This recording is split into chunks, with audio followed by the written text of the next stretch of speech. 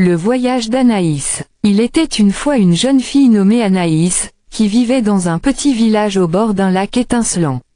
Chaque matin, elle se réveillait en écoutant le chant des oiseaux et en regardant le lever du soleil illuminer les montagnes environnantes.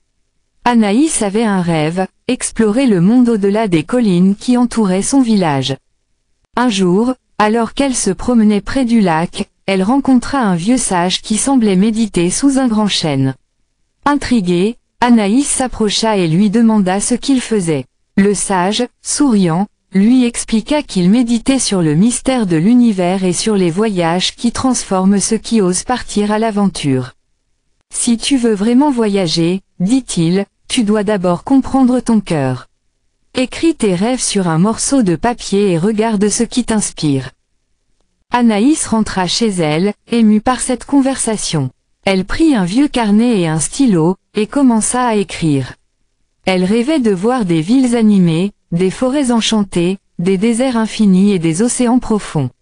Chaque mot important prenait vie et éveillait en elle un sentiment d'adrénaline. Le lendemain, elle se leva à l'aube, déterminée à partir pour son aventure. Elle emporta avec elle un petit sac contenant quelques vêtements, des provisions, et surtout son carnet rempli de rêves. Anaïs marchait pendant des jours, traversant des montagnes escarpées et des vallées verdoyantes. Chaque jour, elle rencontrait des personnes fascinantes qui partageaient des histoires de leur propre voyage.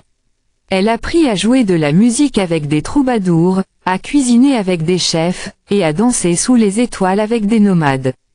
Un soir, alors qu'elle campait près d'une rivière scintillante, Anaïs se sentit triste.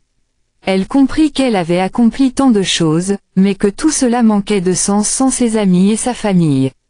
Elle réalisa alors que les souvenirs et les liens qu'elle avait laissés derrière elle étaient précieux.